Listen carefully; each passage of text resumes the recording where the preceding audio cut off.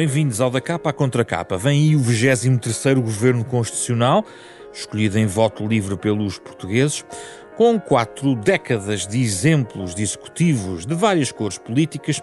É possível entender quais os fatores fundamentais que levam, por exemplo, à escolha de ministros e secretários de Estado, como se têm caracterizado as ligações dos governos aos partidos de origem, à sociedade civil, também a outros órgãos de soberania.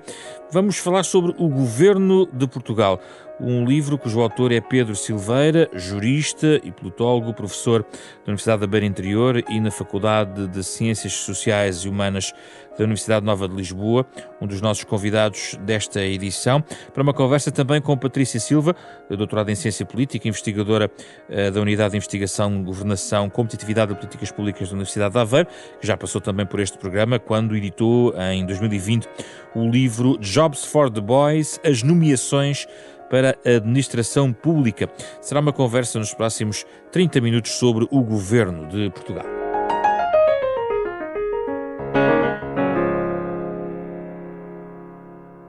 Muito obrigado pela vossa disponibilidade. Patrícia Silva junta-se de forma remota a esta conversa aqui comigo com Pedro Silveira. Começo pelo autor. Obrigado, Pedro Silveira, pela sua disponibilidade. O livro descreve, de certa forma, a forma como o governo de Portugal é, no fundo, montado. Há um conjunto de problemáticas que nos interessa aqui trazer. Sobretudo, é inevitável que o faça no contexto em que nós estamos a viver. Um dos primeiros contextos num cenário destes, que nos permite a nós e aos ouvintes também entrarem neste tema, diz respeito às ligações entre os diversos órgãos de soberania, no caso o Governo e as suas ligações, quer com a Assembleia da República, quer com o Presidente da República. Se estivéssemos a gravar este programa antes das eleições, provavelmente falaríamos de outras questões relacionadas com outras questões relacionadas com os equilíbrios de poderes que são constituídos a partir do Parlamento, mas aqui eu gostava de ir à questão do Presidente da República. Nós vivemos num regime que era bom talvez que o Pedro nos ajude a explicar, que tem pesos e contrafreios, não é? Ou freios e contrapesos, consoante a expressão de checks and balances, em que há uma limitação dos poderes do Governo, contrabalançada com a Assembleia e também com o Presidente da República. Num contexto de maioria absoluta, onde um Governo emana do Parlamento, onde pode passar muitas leis, como é que o Governo se entende tradicionalmente com o Presidente? Temos que olhar para a história de como isso aconteceu na prática, ou a própria arquitetura que está na Constituição nos dá pistas que não nos permitem fugir de um conjunto de relações.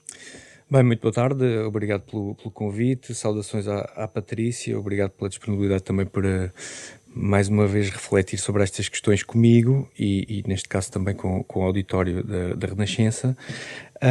Sim, sem dúvida. Na verdade, é uma das relações que eu acabei por não abordar no livro e que, na verdade, hesitei um pouco, porque eu abordo a relação do Governo com a Assembleia da República, a relação do Governo com os partidos e também com a administração pública, e acabo por não abordar com o Presidente da República, que é, apesar de tudo, uma relação interessante num sistema semipresidencialista como o nosso, onde, na verdade, exatamente por isso o Presidente tem poderes efetivos, não é apenas uma peça decorativa, não é uma rainha de Inglaterra, no fundo, tem poderes relevantes que servem exatamente para contrabalançar o peso do Governo, e eu diria que em contextos como aquele que vamos viver, de uma maioria absoluta, esse papel vai ser particularmente relevante.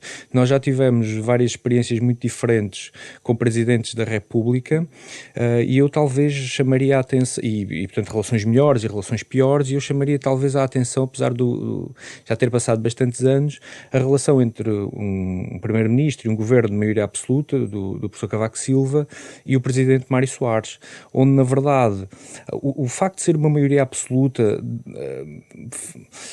apela desde logo a que o Presidente esteja necessariamente mais interventivo, mais ativo, e tem legitimidade direta por isso. O nosso sistema é muito interessante exatamente porque confere legitimidade direta ao Presidente e ao mesmo tempo a um Parlamento de onde emana um Governo. E portanto o Governo responde a esse Parlamento de onde emana e ao mesmo tempo ao Presidente. Portanto existe aqui uma dupla resposta.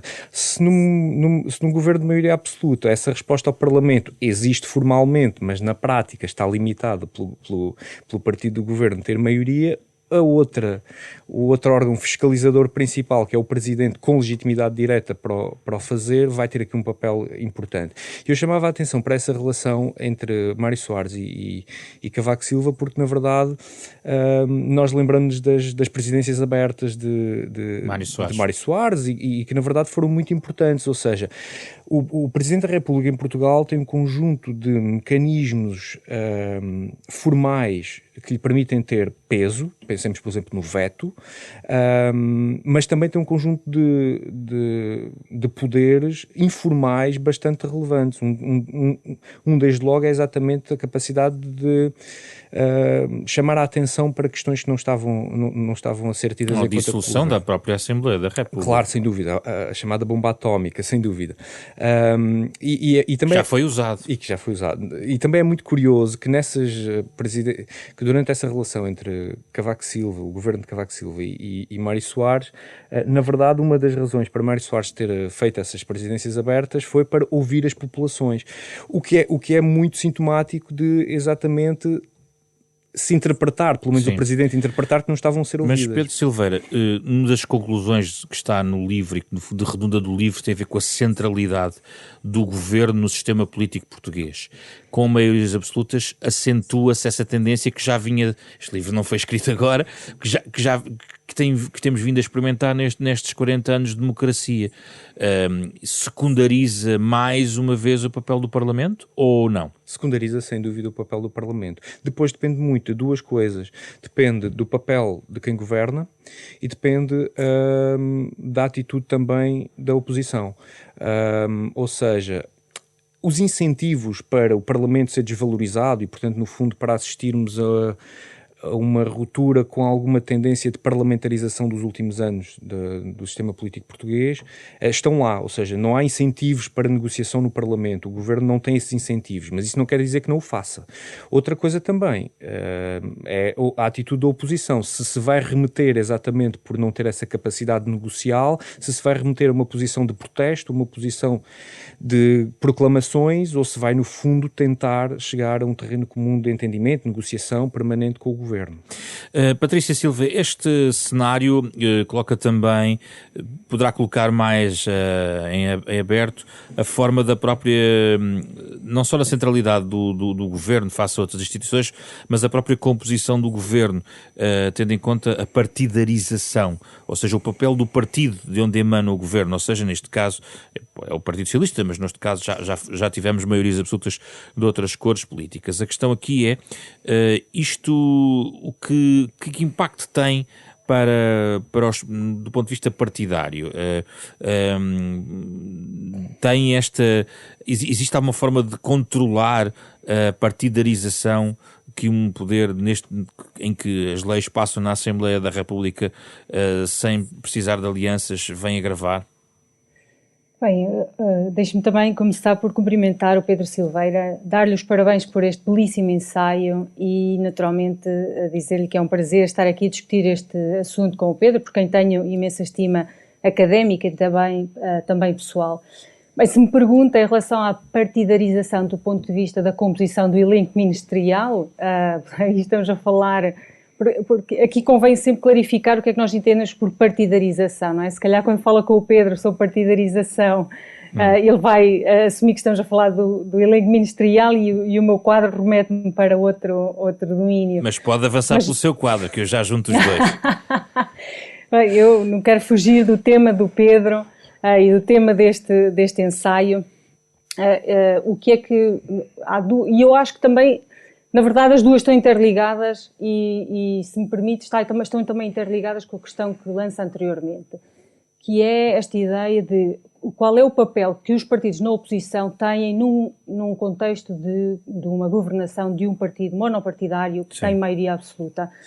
E aquilo que nós sabemos é que o papel fundamental dos partidos que estão na oposição é o papel de controlar. E a nossa expectativa é que, em relação à administração pública, estes partidos da oposição possam ter um papel de travão, de fazer este travão, de assegurar que essa entrada na administração pública por via dos partidos políticos é reduzida. Ora, num contexto em que estamos perante uma maioria absoluta, naturalmente também aqui o papel da oposição naturalmente enfraquece, porque tem muito menos meios para controlar e também porque existe este domínio do Executivo sobre o Parlamento, que é inevitável tendo em conta a composição parlamentar. Portanto, essa capacidade de controle dos partidos da oposição é de alguma forma enfraquecida. E é ainda mais enfraquecida no Estado em que muitas vezes estes partidos da oposição assumem e constituem os seus grupos parlamentares, não é? Alguns partidos estão ainda a lamber as feridas e vão fazê-lo durante muito tempo de uma noite eleitoral muito difícil. Outros estão ainda na recomposição das suas lideranças internas, o que lhes rouba naturalmente espaço e tempo de dedicação para olharem para aquilo que está a ser feito pelo Executivo, e isso mina também a sua capacidade de fiscalização, que ela é fundamental. Mas não quer dizer que não exista. Sim. Um dos motivos pelos quais queríamos ouvir a sua opinião também neste programa tem a ver exatamente com o livro que debatemos no programa a propósito da sua obra relacionada com as nomeações, porque as coisas de certa maneira cruzam-se, porque um governo, estamos a falar de um governo neste caso, tem mesmo mãos livres para fazer as nomeações que quiser. A fiscalização é muito ténue neste quadro, conhecendo, Patrícia, a forma como as nomeações são feitas. Bem,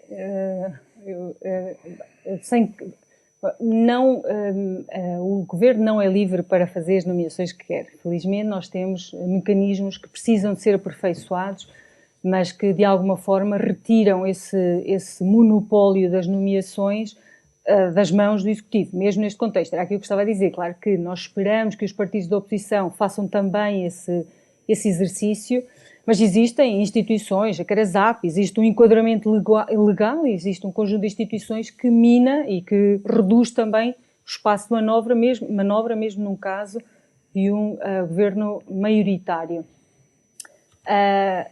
E aí, sem querer, não queria novamente trazer este tema e centralizar as questões na relação com a administração pública, embora ela seja também central quando olhamos para a dinâmica do Executivo, que se relaciona não só com o Presidente, com o Parlamento, mas também com a administração pública. Sim.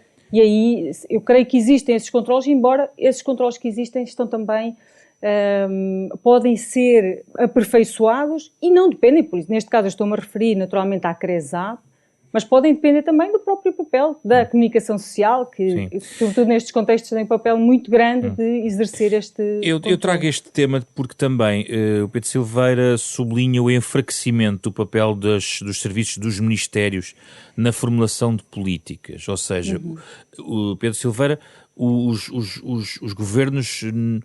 Que serviço, para que servem estes serviços, passa a expressão, na realidade, qual é que tem sido, eles são apenas instrumentos para fazer chegar informação, para ativar estratégias. Eu gostava que desenvolvesse um pouco aquilo que detecta, este enfraquecimento dos serviços ministeriais na própria formulação de políticas. Eu acho que essa palavra, aquilo que deteta, é uma boa palavra, porque na verdade, nota, eu não fiz nenhum estudo em relação a essa questão, não era o meu enfoque.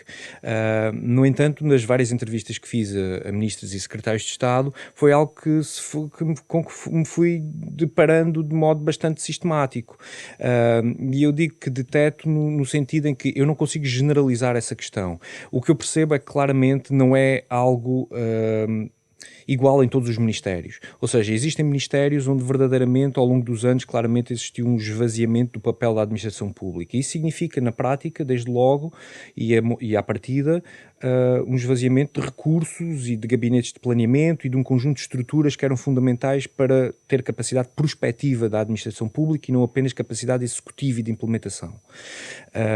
E isso é muito claro quando ministros e secretários de Estado me diziam: eu queria muito contar com a administração pública para, no fundo, de formular as políticas que eu queria formular, mas não havia lá massa crítica para isso.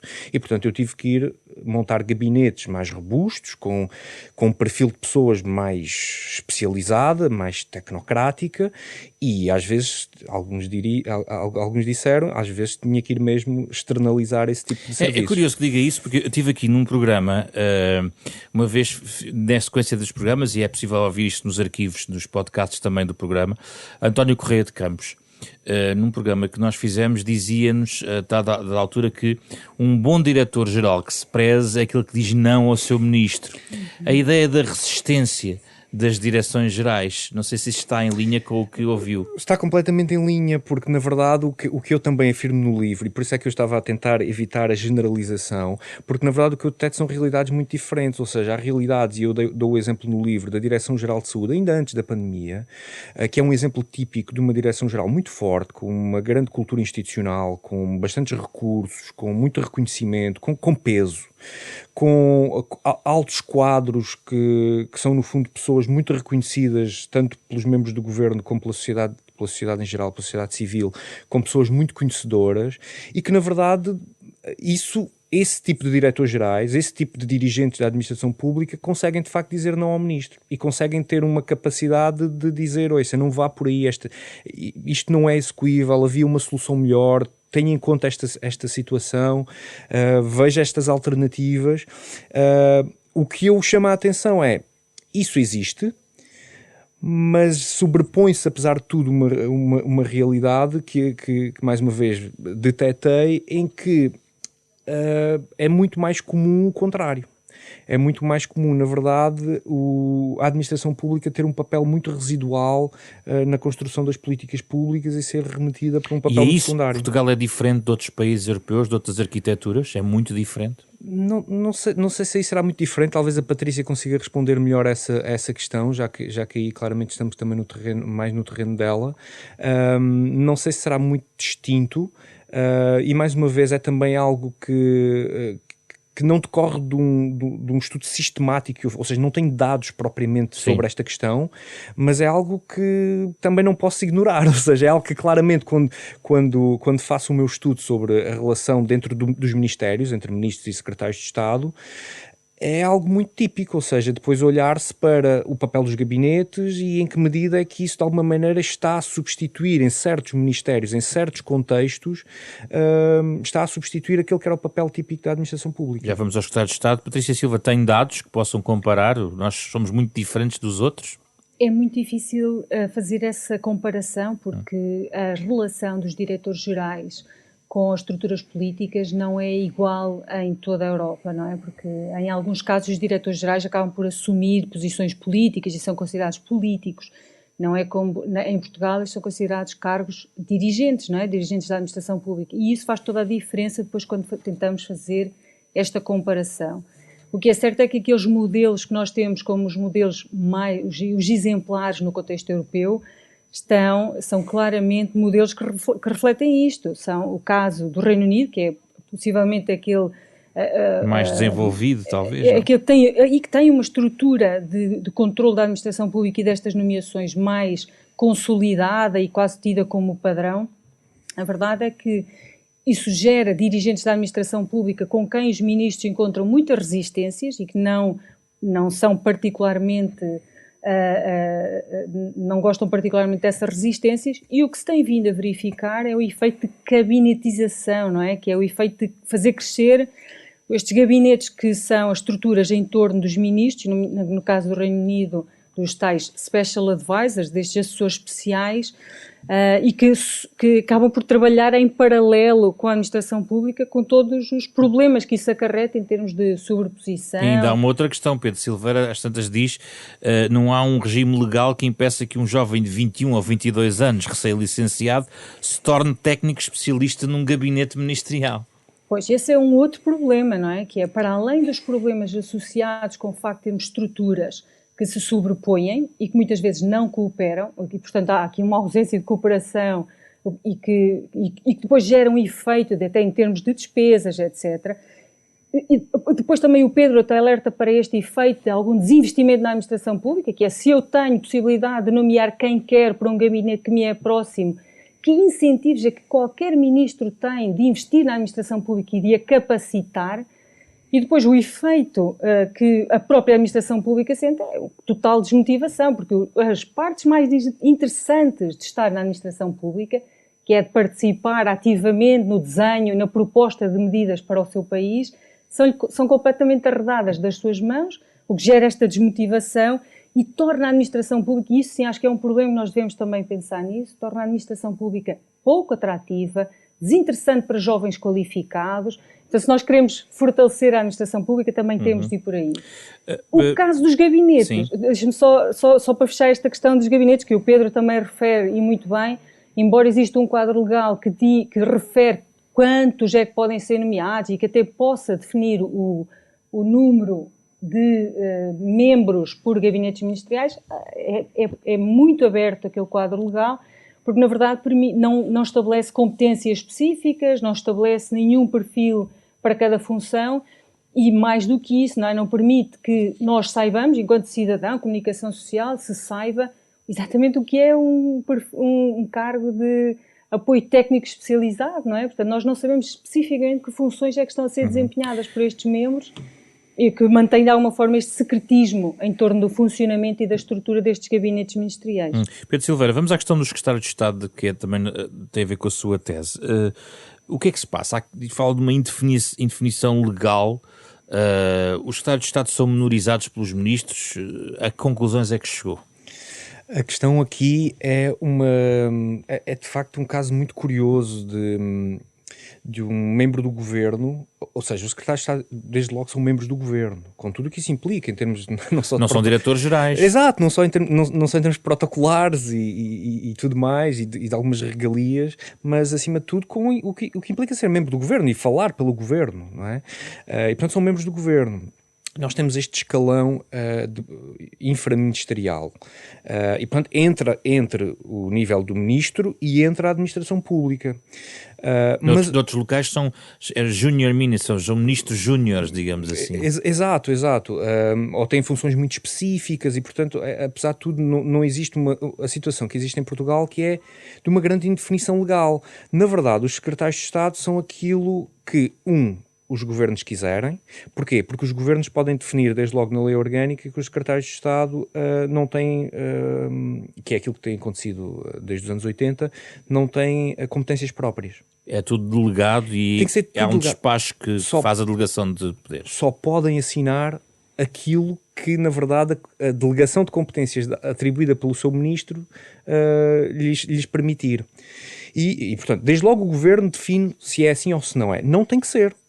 Ou seja, os secretários de Estado podem ter competências próprias. Isso tem sido uma constante tem sido dos governos. Desde os anos 80, com uma reforma de Freitas do Amaral, desde aí tem acontecido assim. E o que é que isso significa? Significa que depois o ministro vai definir o que é que o secretário de Estado faz. E vai defini-lo legalmente e vai defini-lo na prática. Ou seja, não havendo propriamente na Constituição grandes regras em relação aos secretários de Estado, são praticamente inexistentes, tem a ver apenas com a nomeação, com as substituições, etc., vai fazer com que haja uma grande latitude. Isto significa o quê na prática? E é o que eu acabo, no fundo, por detectar. O melhor e o pior. O melhor é o quê? É uma relação muito próxima com o ministro, em que o ministro apoia-se quase como tendo ali um vice-ministro, ou seja, uma pessoa que na verdade tem também ela própria um peso como membro do governo. Depende da origem desse secretário de Estado. Depende de muitas coisas, podemos ir a essa questão, mas e depende do ministério, depende de um conjunto de fatores, mas que na verdade pode ter ali alguém em que se apoia para decidir em conjunto, e isso pode ser interessante, e depois existem casos onde, na verdade, essa indefinição acaba por redundar numa disputa, não é? Porque o próprio secretário de Estado quer, apesar de tudo, ter algum controle sobre a sua subárea ministerial, não é? Alguém que fica com a energia quer ter uma palavra a dizer sobre a energia, mas existe um ministro, por exemplo, da Economia, que também que é responsável também por essa subárea. Sim, isso decorre de várias coisas, de facto. Um tem a ver com a origem, não é?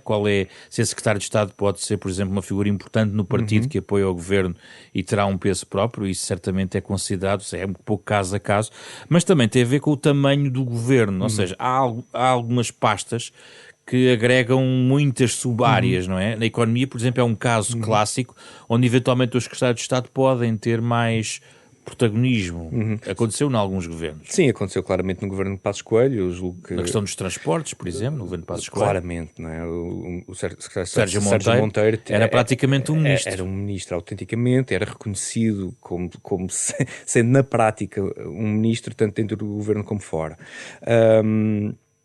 Claro que isso tem a ver também com o contexto. Ele tinha o dossiê da TAP, isso ajudou de alguma maneira também a ter um peso bastante relevante. Mas foi delegado, mas obviamente, sempre delegado. Mas ele, sim, e na verdade ele teria sempre um conjunto de matérias em cima da mesa que fariam dele, na verdade, praticamente um ministro. Portanto, se o Ministério, se o governo desde logo é muito pequeno, isso vai fazer com que os ministérios sejam lá dentro muito grandes. E isso significa muitos secretários de Estado. E isso significa que esses secretários de Estado são, na verdade, na prática, em grande medida, ministros. Quando falamos em governo pequeno, que é um cenário que também se coloca, para si é o número de ministros ou o número de membros do governo que é o fator para determinar a extensão do governo? É na verdade, aqui a questão do ministério. Quantos ministérios existem, não é? E no fundo, depois, dentro de cada ministério, qual é o número de subáreas dentro desse ministério?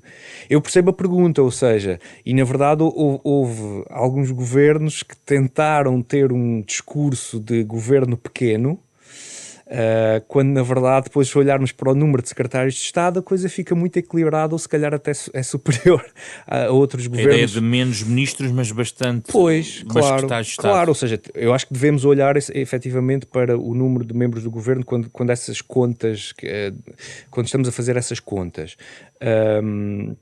Isso sem dúvida. E há pastas mais pesadas que outras, não estou a falar só da economia, isto para introduzir outro dos temas que o Pedro Silveira fala aqui, que é a omnipresença das finanças em todo o processo dentro do governo. Quer-nos explicar a sua conclusão? Sim, não é um excepcionalismo português, mas é claramente uma característica muito presente nos governos portugueses, porventura muito acentuada no governo português, já que várias vezes nas últimas décadas estivemos em crise, em situação que na verdade implicava alguma atuação mais forte por parte do... Controlador até, de gastos. Sim, sem dúvida, ou seja, o secretário de Estado do Orçamento e o também é uma pasta importante. É, sem dúvida, muito importante. Um pouco mais na sombra, mas depois no dia-a-dia do governo, muito, muito relevante para, no fundo, os ministros e os secretários de Estado conseguirem avançar aquelas que são as políticas que desejam avançar.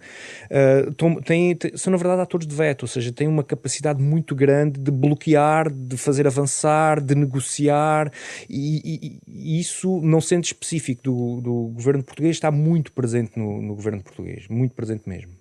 Está em linha Patrícia Silva com outro dos tópicos aqui do livro Pedro Silveira, sobre a centralização em algumas personalidades de tudo do que é a máquina do governo. Já vamos à questão do Primeiro-Ministro, mas eu penso que todos os portugueses devem ter noção do nome dos ministros das Finanças dos últimos governos, ao contrário de outras pastas onde se calhar os portugueses não reconhecem à primeira o nome de um ministro ou do ensino superior ou até da agricultura ou da ciência, não é, Patrícia Silva? Eu creio que aqui também há como o Pedro disse, não é? Há aqui também o efeito da União Europeia, não é? Num quadro em que há regras muito próprias, no enquadramento da União Económica e Monetária, todas as regras, até do ponto de vista orçamental, a que os Estados-membros estão obrigados e portanto, as medidas têm de ser feitas sempre em concertação com o Ministério das Finanças, porque, no fundo, para que as contas batam certo, não é? As contas têm de sempre bater certo.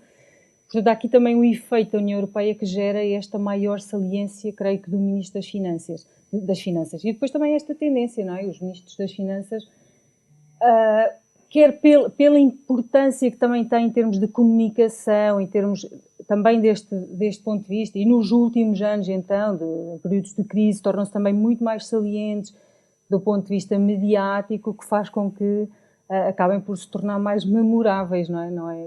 Provavelmente o Ministro da Agricultura, como mencionou, não são ministros que estão tão ativos do ponto de vista mediático, e isso também tem um peso e também, de alguma forma, também reforça essa centralidade do Ministro das Finanças. E onde é que entra aqui a questão dos tecnocratas, ou daqueles que são mais técnicos, e no caso das finanças isso também é necessário, e os mais políticos? Como é que a Patrícia Silva vê este balanço? Eu já vou perguntar também ao Pedro Silveira.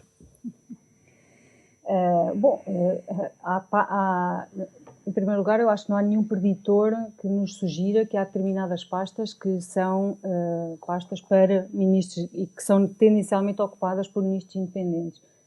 Há uma conclusão que o livro do Pedro explora muito bem, que é a ideia de que em Portugal há muito recurso aos ministros independentes. Portanto, que há a tentativa de constituir governos e, sobretudo, de assegurar que estes ministros independentes acabam por estar mais próximos e nas pastas mais importantes também, no circuito mais próximo até do primeiro-ministro. Mas não creio que haja aqui nenhuma relação, o Pedro poderá dizer melhor, entre as pastas que são ocupadas e a independência. Mas isso diz-nos algo também da ligação à sociedade civil ou não e à capacidade de recrutamento nas universidades ou noutras instituições, não? Eu acho que diz muito sobre a forma como os cidadãos se ligam às estruturas partidárias e como os partidos também percebem isso, porque os partidos reconhecem que os cidadãos em geral têm uma má relação com os partidos políticos, eles são entidades muito mal amadas em Portugal, e esta abertura em indivíduos independentes é como se criasse esse maior efeito de proximidade, de abertura, de demonstração de que o partido consegue captar pessoas experientes, tecnicamente preparadas para governar. A questão aqui é que, ao mesmo tempo, os partidos também estão a revelar a incapacidade das estruturas partidárias formarem esses quadros no âmbito das suas estruturas, não é? Porque, por um lado, é essa necessidade de abertura à sociedade civil, que em geral, parece-me que é bem vista, mas, por outro lado, também é o reflexo dessa incapacidade de ter quadros nos partidos que possam ser depois ministeriáveis, portanto, fazer essa formação. Pedro Silveira, no final destaca essa dificuldade em atrair governantes que aliem competências políticas e técnicas. Gostava de ouvir sobre este tópico. Sim, é uma dificuldade, não poderia concordar mais com a questão, com aquilo que a Patrícia dizia, porque na verdade acaba por formar-se um círculo vicioso, ou seja, aquela ideia de que, apesar de tudo, um governo que tenha independentes, isso demonstra que de facto existe uma abertura do governo e do partido, ou dos partidos do governo, à sociedade civil, pode ser verdade, mas é um círculo vicioso, porque na verdade então os partidos não precisam de fazer a priori. E era muito útil fazerem-no a priori. Porquê? Porque isso permitiria politizar os especialistas, e eu até falo no livro que também não seria má ideia que os políticos, que as pessoas que já estão nos partidos também se especializassem. Porquê? Para no fundo aliarem duas competências que são competências muito importantes num governante. Eu não me farto de repetir que não há uma receita mágica para um bom ministro ou para um bom secretário de Estado ou para um bom governo ou para um bom primeiro-ministro. Não há. Mas há que reconhecer que as funções governativas implicam conjuntos de capacidades que são bastante diferentes. Nem todos podem ser ministros das Finanças. Ou podem? Deixe-me, eu já vou a essa pergunta porque implica outro raciocínio, mas o meu ponto aqui era, ser ministro implica, na verdade, competências muito distintas. E, portanto, eu acho que era útil se um ministro, seja em que pasta for, tivesse sensibilidade política, alguma experiência política, pode não ser muita, mas alguma, pelo menos ser membro do partido, e ter essa sensibilidade política que lhe permite desde logo perceber que não implica apenas administrar, tratar das contas, e que governar é mais do que isso, mas que também governar também não é apenas estar a pensar no partido a toda a hora e que implica, na verdade, algum conhecimento que é muito importante. E, portanto, daí a ideia de, no fundo, tentar encontrar-se aqui um equilíbrio. Em relação Ministro das Finanças. Em relação à sua questão. Ou seja, se existe uma... Como é que era? A minha questão é nem todos podem ser ministros das Finanças, porque há uma competência técnica de base que é provavelmente relevante. Mas mais uma vez depende de como é que nós olhamos para aquilo que deve ser um ministro. E há um autor que eu julgo que cito, agora não sei, mas julgo que cito no livro, livremente, que é um autor que eu gosto muito, que é o Walter Bagehot, um analista do século XX, um britânico, em que ele diz, bem, um governante deve ser alguém competente com bom senso. Porque uma pessoa competente e com bom senso permite exatamente fazer aquilo que um governante deve fazer, que é ter em conta aquilo que a população aspira, no fundo aquilo que é a função governativa, que é também uma função representativa. Isto para dizer o quê? Que se calhar o Ministro das Finanças não tem que ser um independente ou um tecnocrata, um académico da área da economia ou alguém das organizações internacionais, dependendo depois do apoio que tem, olha, desde logo dos gabinetes, da administração pública, dos secretários de Estado. E sobretudo do Primeiro-Ministro. E também do Primeiro-Ministro. Vamos chegar à questão do Primeiro-Ministro, Pedro Silveira. Não é o Primeiro-Ministro que no fundo também vai temperar os vários ministros, e até o Ministro das Finanças, tendo em conta a centralidade das finanças, que é um ministro bastante poderoso em todos os executivos. Não é o Primeiro-Ministro que depois pode dar um sentimento mais político, ainda que a escolha para as finanças seja demasiado técnica. Nós temos vários casos recentes sobre isso. Sim, duas coisas. A primeira é que o peso político também se ganha. Vimos isso com Centeno, mas já tínhamos visto isso com vários ministros que, na verdade, acabam por ganhar um peso político. Depende muito da pessoa, depende muito de características pessoais, do contexto, necessariamente, e do Primeiro-Ministro. Numa conferência que o ex-Primeiro-Ministro Passos Coelho, já quando tinha sido do governo, deu na Universidade da Beira Interior, ele dizia, bem, o Ministro das Finanças, no contexto em que eu fui Primeiro-Ministro, tinha mesmo que ser empoderado pelo Primeiro-Ministro. Ou seja, fui eu que fiz questão que ele tivesse um papel muito efetivo face ao contexto. Ele pode ter toda a razão. A minha questão é, no fundo, e teria sido assim tão diferente se o contexto fosse um bocadinho melhor? Teria assim essa importância dentro do governo e depois obviamente que se projeta externamente na opinião pública do Ministro das Finanças teria desaparecido? Seria um ministro um pouco como os outros? Não me parece. Claramente que o contexto pode empolar um bocadinho essa questão, mas não me parece. Portanto, sim, o Primeiro-Ministro acaba, no fundo, por empoderar, mas parece-me que hoje em dia, face a muitas das questões que a Patrícia já referiu, que tem a ver, desde logo, com o contexto da União Europeia, mas também com situações de adversidade económica e financeira que tivemos que atravessar, que muito dificilmente conseguiria abdicar-se desse papel. Nós fechamos a nossa reflexão pela centralidade da figura do Primeiro-Ministro, a Patrícia Silva.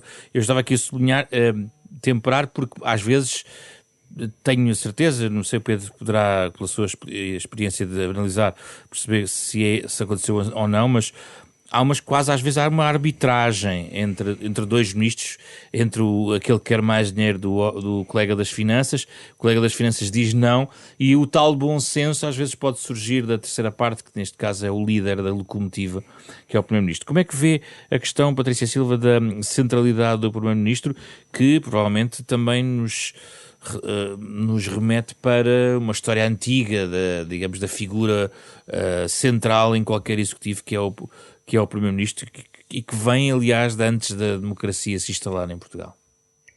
Pois, a história tem-nos apresentado sempre Primeiro-Ministros que tendem a concentrar o poder em si, não é? Aliás, os estudos de que dispomos tendem a sugerir que, na verdade, esse efeito de concentração é bastante considerável no caso português, quando comparando com outros casos, com sistemas próximos do nosso. E, portanto, sim, nós identificamos esse efeito. Aliás, eu e o Pedro fizemos esse exercício há bem pouco tempo num capítulo que deve, espero eu, que seja publicado em breve, de tentarmos analisar se esse efeito da centralidade do Primeiro-Ministro ao longo dos últimos anos, e em particular desde a adesão à moeda única, se nós notamos esse efeito da centralidade do Primeiro-Ministro. E, na verdade, aquilo que encontramos é que todos os indicadores de que dispomos sugerem essa centralidade, desde o facto de estarmos perante um Primeiro-Ministro que concentra muito mais recursos, nomeadamente por via dos seus gabinetes ministeriais, o facto de termos e o Pedro também explora isso muito bem no livro, o facto de ter um núcleo duro do governo que é cada vez menos partidário. Se nós olhássemos, este núcleo duro é composto por aqueles ministros que têm pastas mais prominentes e, portanto, são mais importantes para o Executivo. E se nós quando pensamos, por exemplo, no governo de Cavaco Silva, em que 100% destes destes ministros, eram ministros partidários, agora cada vez são menos partidários, portanto, têm este perfil mais independente, o que também reforça o poder do Primeiro-Ministro em relação a estas pastas, porque há um efeito maior de dependência até destes ministros em relação ao Primeiro-Ministro. Então há uma série de indicadores, e desde logo, não creio que seja, eu deixei para o final, mas acho que é um indicador relevante, que é a própria centralidade da figura do Primeiro-Ministro em termos da apreciação dos cidadãos, não é? E a própria campanha eleitoral reforça isso. Claro, se, por exemplo, vamos imaginar no caso atual, se os analistas politólogos consideram que esta vitória eleitoral, por exemplo, decorre muito de uma figura de uma pessoa, de António Costa, que concentrou em si, e foi a figura central da campanha, e, portanto, concentrou em si, no fundo, eventualmente os méritos desta votação, obviamente que é um Primeiro-Ministro ainda mais reforçado, como chefe de uma estrutura cada vez mais verticalizada. Penso que isso é evidente, não, Patrícia Silva? Sim, eu acho que sim, não só por essa centralização, mas porque depois o debate todo em torno das campanhas eleitorais acaba por ser muito sobre quem é que vai ser o Primeiro-Ministro e quem é que vai formar governo, não é? Embora essa seja uma dinâmica que tem de ser apreciada pelo eleitor, a verdade é que não devemos esquecer que as eleições servem para definir a composição do Parlamento. Uhum. E depois a forma como as próprias campanhas são conduzidas reforçam essa percepção da importância da figura do líder, normalmente que tende a ser líder dos partidos políticos, de um dos partidos políticos, mas reforça muito esta imagem de centralização. A verdade também, e o Pedro também o diz no livro, esta ideia, se nós olharmos a opinião que os cidadãos tendem a ter do Primeiro-Ministro, tende a ser melhor do que o coletivo do Executivo. O que é também um sinal dessa centralidade, muitas vezes, em relação ao papel do Primeiro-Ministro. Pedro Silveira. Sim, eu acho duas coisas. Parece-me que a questão da campanha é muito relevante. Ou seja, na verdade, a nós politólogos custa-nos muito, não é? que as pessoas olhem para a campanha e achem que estão, na verdade, a escolher um primeiro-ministro, porque, enfim, não é assim, o nosso sistema não é assim, e isso faz-nos sempre imensa confusão. Não é assim, mas é visto pelos cidadãos assim. Mas é visto pelos cidadãos assim, isso também não pode ser ignorado, e na verdade o meu ponto é esse, ou seja, isso tem consequências depois no funcionamento do governo. Ou seja, se uma boa parte da opinião pública olha para uma eleição como a escolha do primeiro-ministro, e se na verdade a comunicação social acaba também por contribuir, e os outros partidos também, para personalizar a eleição, é quase inevitável que na verdade depois o primeiro-ministro seja visto como... Mas houve uma alteração, em 2015 a 2019, inverteu-se alguma coisa aí. É uma exceção que confirma a regra? Eu acho que se devia ter aprendido alguma coisa com isso. Foi um momento que se calhar...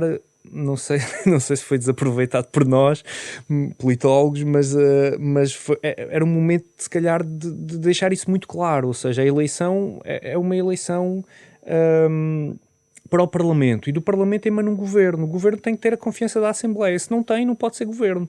Ou pelo menos a tolerância da Assembleia. Se não tem, não pode ser governo. O Presidente da República tem um papel, mas necessariamente essa é a questão fundamental aqui.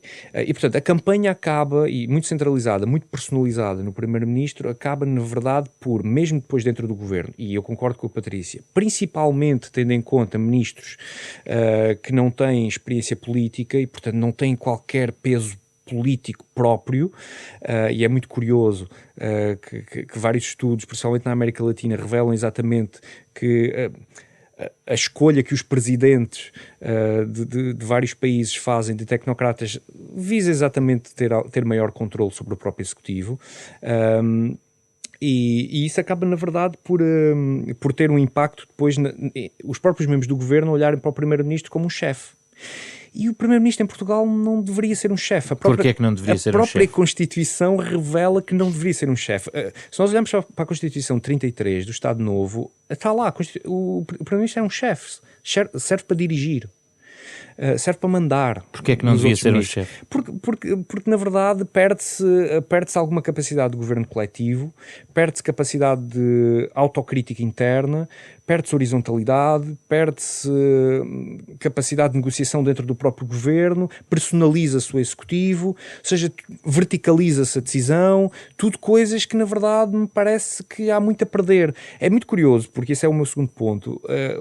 Qualquer primeiro-ministro e membros dos partidos vão dizer, não, mas isso é muito importante por causa da coesão interna do governo, é muito importante que os ministros não andem a dizer coisas diferentes do que o primeiro-ministro diria, é muito importante que haja uma grande coesão em torno do primeiro-ministro. Sim, mas isso não pode ser feito à custa de quase ser um pecado o ministro discordar do primeiro-ministro e ser público, ou de alguma maneira existir uma capacidade dos ministros terem autonomia para decidir as políticas, ainda que obviamente em concertação com o primeiro-ministro, mas não dirigidas por ele.